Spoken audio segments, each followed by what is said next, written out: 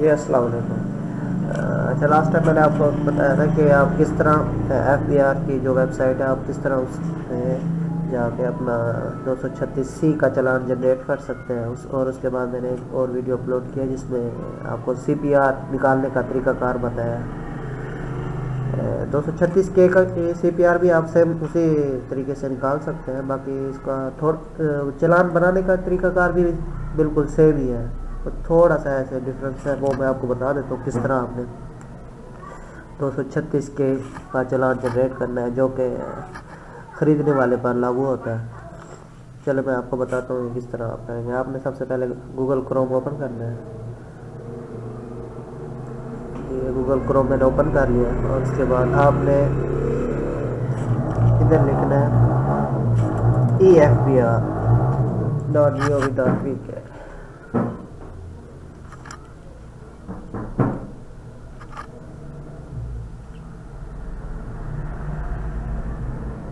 ये वेबसाइट आ गई है, मैं इसके ऊपर क्लिक करता हूँ।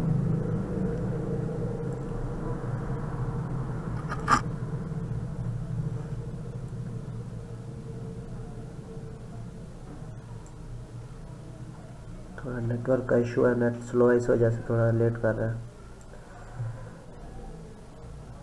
जी बिल्कुल, ये देखें इनका होम पेज आ गया है।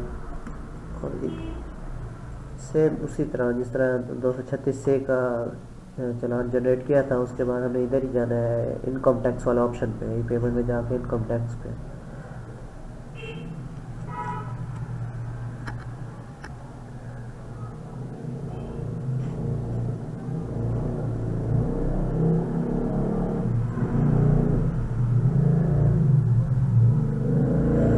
जी ये हमारे पास उनका पोर्टल ओपन हो गया है। तो यहाँ से हम अपना 236K का चालान जनरेट करेंगे। आपने यहाँ से ईयर सेलेक्ट करना है 2023। ये हमारे पास आ गया। वो NTR नंबर आपने अपना तहसील का देना है इधर। ये हमने अपना दिया तो ये फैच कर लेगा ऑटोमेटिक वेबसाइट। ये देखिए ये उसने फैच कर लिया। उसके बाद उसकी डिटेल आ गई है लैंड रिकॉर्ड यहाँ पर।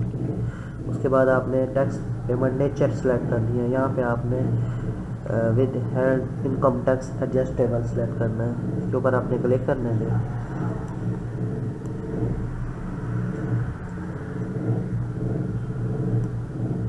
जी बिल्कुल, ये देखें।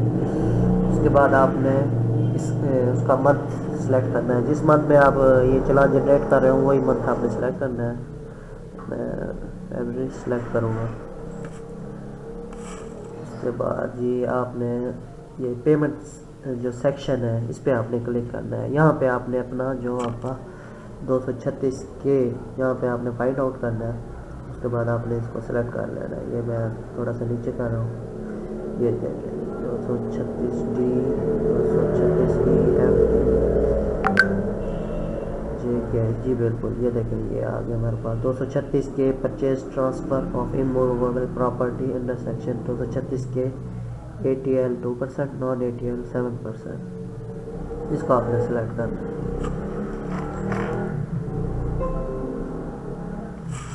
जी बिल्कुल, ये आ गया हमारे पास।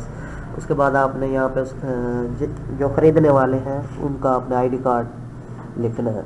मैं ऐसे WID कार्ड डाल रहा हूँ इधर 25।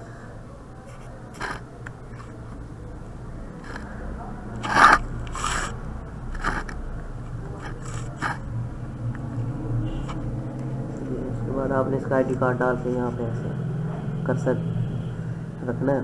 उसके बाद ये फैच करेगा डेटा अपनी वेबसाइट है। अगर वो ऑलरेडी रजिस्टर्ड होगा बंदा यानी इस ID कार्ड पे, यानी कोई फाइलर होगा तो वो उसकी डिटेल इस पे शो हो जाएगी, टैक्स पेयर नेम उसके आगे आ जाएगा। अगर नहीं होगा तो इस तरह लिखा आ जाएगा no record found against enter your CNIC। मतलब इस पर कोई ये बंदा फाइलर नहीं है। तो उसकी आप सिटी सेलेक्ट करेंगे। मैं यहाँ से उसकी सिटी सेलेक्ट कर रहा हूँ, जमपुर सिटी सेलेक्ट कर लिया। उसके बाद आप उसका नाम लें। मैं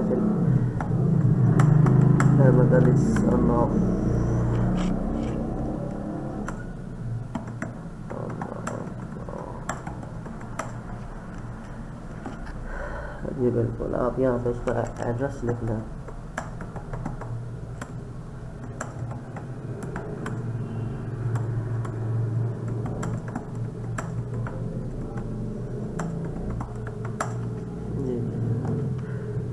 मैंने इसका एड्रेस भी लिख लिया। उसके बाद आपने यहाँ पे सिलेक्ट टैक्स पेयर टाइप यहाँ पे सिलेक्ट करनी है, यहाँ पे आपने इंडिविजुअल कर देना है।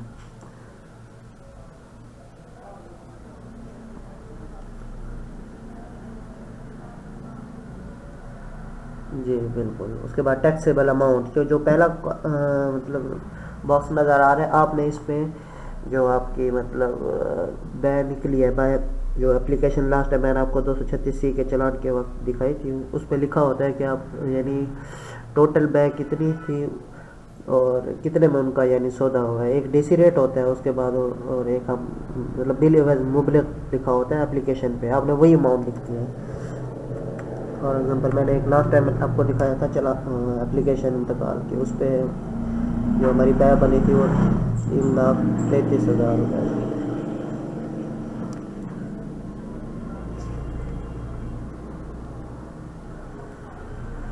जी अब इसके ऊपर आपने इस मतलब टैक्स रेट जो अप्लाई करना है वो 236C में तो ये था कि जो फाइलर मतलब अगर होगा तो उस पर 2% एप्लीकेबल होगा, अगर नॉन फाइलर होगा तो उस पर 4% होगा, यानी जो देने वाला होगा ज़मीन उस पर एप्लीकेबल होगा। बाकी 236 के ये जो कि ख़रीदने वाले पर एप्लीकेबल होता है, इसमें ये है कि इसका सिनेरियो ATL यानी मतलब जो फाइलर होगा उस पर 2% एप्लीकेबल होगा, यानी हम इस रेट पे हम इसका 2% लगाएंगे। अगर वो नॉन फाइलर होगा तो हम उसका 7% लगाएंगे, क्योंकि इस केस में अब हमारे पास वो फाइलर नहीं है बंदा, तो हम इसका 7% लगाएंगे तो ये वेबसाइट ऑटोमेटिकली इसकी अमाउंट जनरेट कर देगी।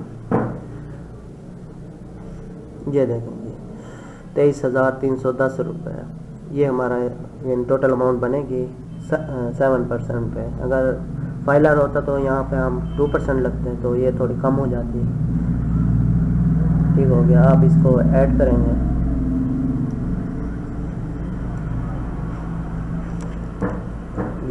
ये डेटा हमारा ऐड हो गया, ये देखें ये रो बन के एक आ गई है। तो उसके बाद हमने इधर जाके ये अमाउंट लिखनी है, यानी 23,310 रुपये ये हमने अमाउंट लिख दिया। उसके बाद हमने यहाँ पे अपना ईमेल एड्रेस दे देना है।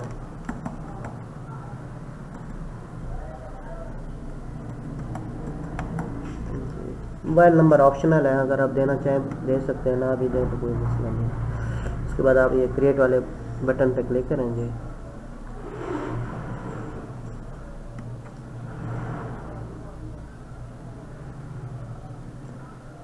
जी बिल्कुल, देखें ये अब कंफर्म का बटन बन के आ गया है, पहले क्रिएट का था अब कंफर्म का, यानी आप कंफर्म कर लें कि अपना ऊपर डेटा चेक कर लें, अगर कोई मिस्टेक है तो आप इस टाइम एडिट कर सकते हैं।